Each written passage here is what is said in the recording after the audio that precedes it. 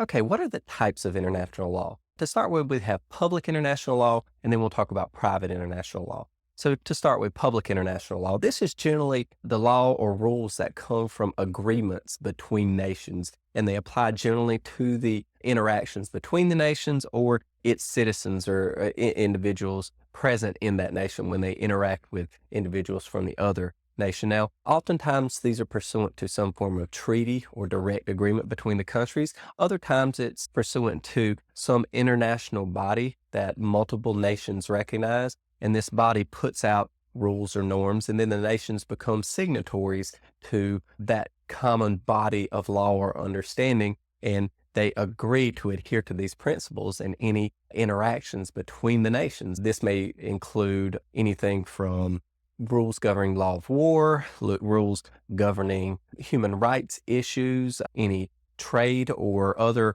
commercial disputes between nations. It can involve intellectual property. It could involve anything of that nature. But again, it sets up what otherwise is controlled by the domestic law of any given nation. Now, in some situations, two nations may say, okay, we recognize the well-developed body of law that you have in your nation, and we will adhere to that or recognize that as well.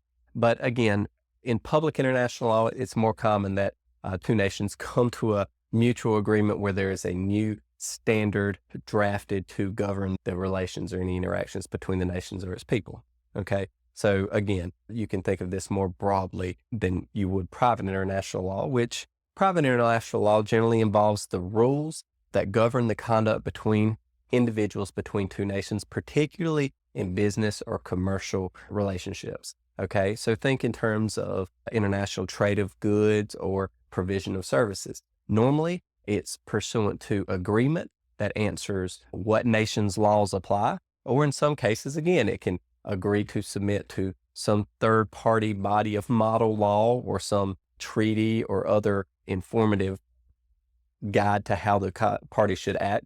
But more often than not, it'll make given transaction or interaction between these parties subject to one nation's law, and then it will say under what conditions can a violation of those rules be enforced. So can a party be sued in one country versus the other? And if they do, again, the principles that apply in that situation. So private international law, again, the private interactions between individuals, public law applicable to everyone at large and generally entered into between nations to govern any level of international relations or business between those two sovereigns.